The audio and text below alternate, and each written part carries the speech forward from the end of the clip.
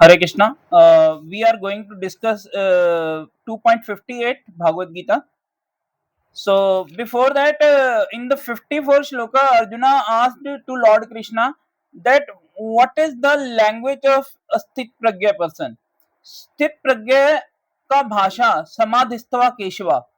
मतलब अर्जुन भगवान से पूछ रहे हैं कि जो स्थित प्रज्ञ इंसान होता है उसकी किस तरह की मतलब जेस्चर्स होते हैं, किस तरह की उसकी भाषा होती है, किस तरह का उसका बिहेवियर होता है. तो इसके तात्पर्य में जो 58 श्लोक है वो है यदा संघर्ते चाहे कुर्मोनीव सर्वशः इंद्राणी द्यारितभ्यास तस्य प्रजना प्रतिष्ठा. तो ये जो 58 श्लोक है ये बहुत इंपॉर्टेंट श्लोक है.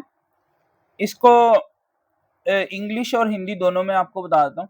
One who is able to withdraw his senses from sense object as the tortoise draws its limbs within the shell is firmly fixed in perfect consciousness. One who is able to withdraw his senses from sense object as the tortoise draws its limbs. जैसे कछुआ होता है तो वो कोई खतरा देखता है तो वो क्या करता है, अपने लिम्स विड्रॉ कर लेता है.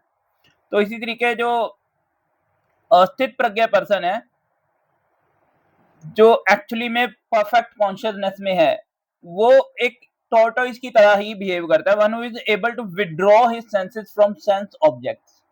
तो वो सेंस ऑब्जेक्ट से अपने सेंसेस विड्रॉ कर लेता है खतरा आने पे.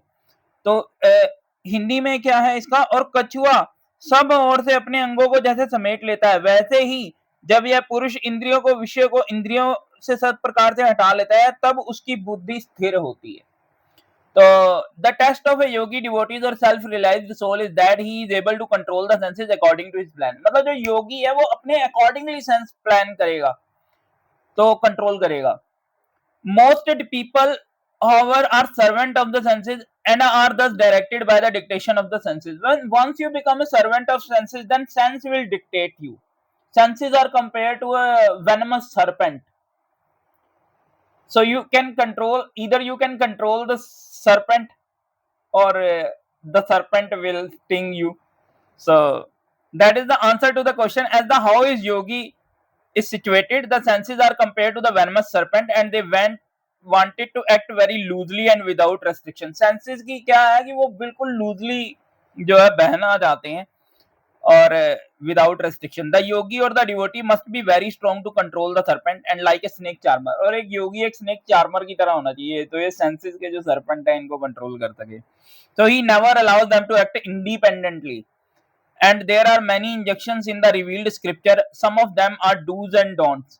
तो जो do's and don'ts है उसको जो follow करे, unless one is able to follow the do's and don'ts and restricting oneself from the sense enjoyment, it is not possible to him firmly fixed in Krishna consciousness. तो ऐसे इंसान के लिए फिर कृष्णा कॉन्शियसनेस बनना बड़ा मुश्किल है जो अपने सेंसेस को मतलब कंट्रोल नहीं कर पा रहा. The best example set here in is the tortoise. और कछुआ जो है बेस्ट एग्जांपल है. The tortoise can at any moment winds up it's senses and exhibit them again at any time for particular purpose. और purpose के लिए वो अपना लिम्स बाहर निकालता है, पर्पस के लिए अंदर कर लेता है वो.